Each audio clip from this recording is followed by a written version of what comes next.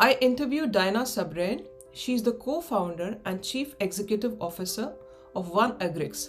One Agrix is a SaaS-enabled B2B marketplace that provides end-to-end supply chain solutions while ensuring food safety and keeping religious sensitivity of the end consumers in mind.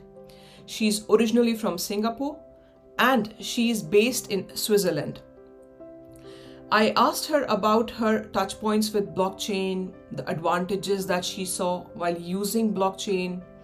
I talked to her about the advantages and disadvantages of using cryptocurrencies.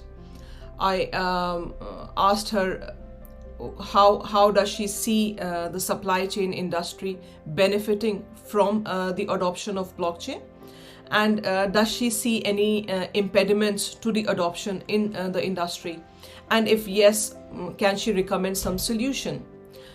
Her answers were very enlightening. So they are basically using blockchain to store trade certificates, and prior to storage of the certificates on the blockchain platform, they convert the data into a standardized format that is prevalent in the food sector, the GS1 standard, for example. And she said that they have made the solution very easy to use for the consumers, so there are no complexities associated with managing wallet accounts. They are simply using DLT as a decentralized database, and they are managing the payments for the transaction fee through their partner Origin Trail, who are basically uploading the hash of the certificates on the blockchain platform. And from the user perspective, what they simply have to do is to upload the certificate on their platform, which is as simple as attaching an image to your email. Then she said that the advantages that she saw were many: transparency, permanency of data. People could not tamper with the data that is stored on the blockchain platform, so you could increase the trust the users have in the food that they were buying, for example, if you associate the certificate of authenticity with it. But at the same time, she said that we cannot be sure that the data that we are putting on the blockchain platform is reliable. So blockchain helps to preserve the validity of the data. It prevents tampering, it ensures data permanency, but it does not provide validation of the data source. So they have to work at their end to ensure that whatever data is being put by the suppliers on the blockchain platform is authentic and it can be verified by another entity. So this is difficult. Why is this difficult? Because the agricultural sector is a very traditional domain. The supply chain ecosystem has multiple stakeholders, and if not all the stakeholders cooperate and collaborate, then the benefit of a blockchain would be somewhat reduced. Like, for example, she mentioned that the mustard data owners are not ready to store their data on the blockchain platform. But at the same time, the industry players are aware that if they use, for example, blockchain as a database for storing the data, then the data immutability is preserved. They are also aware that smart contracts can help to reduce the transaction times a lot, especially in trade finance. But they see that the usage of smart contracts, cryptocurrencies, is still in the experimental stage.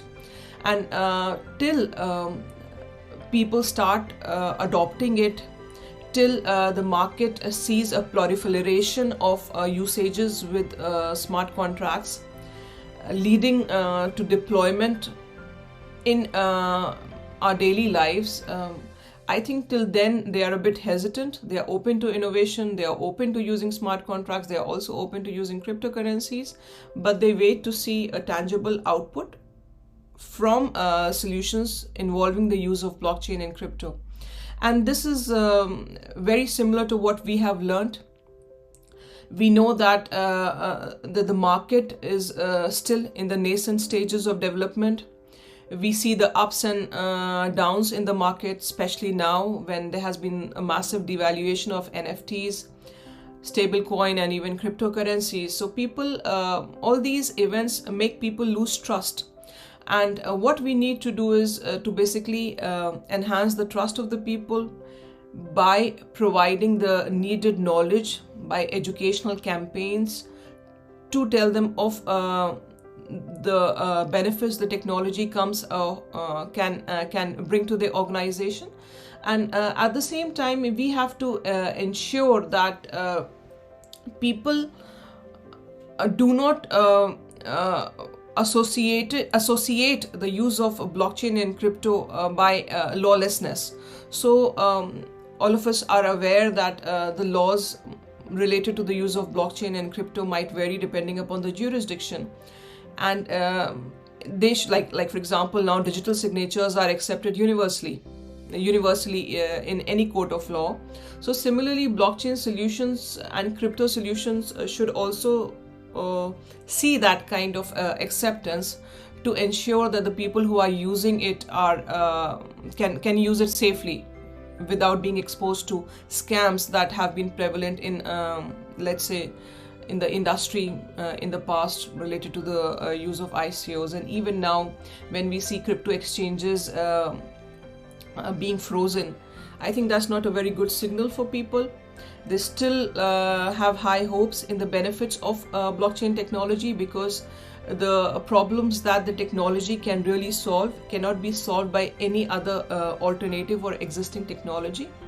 So they are hopeful that we would be able, the people in the blockchain space would be able to resolve the issues that are present, and we would help ensure that blockchain sees market adoption in the coming years.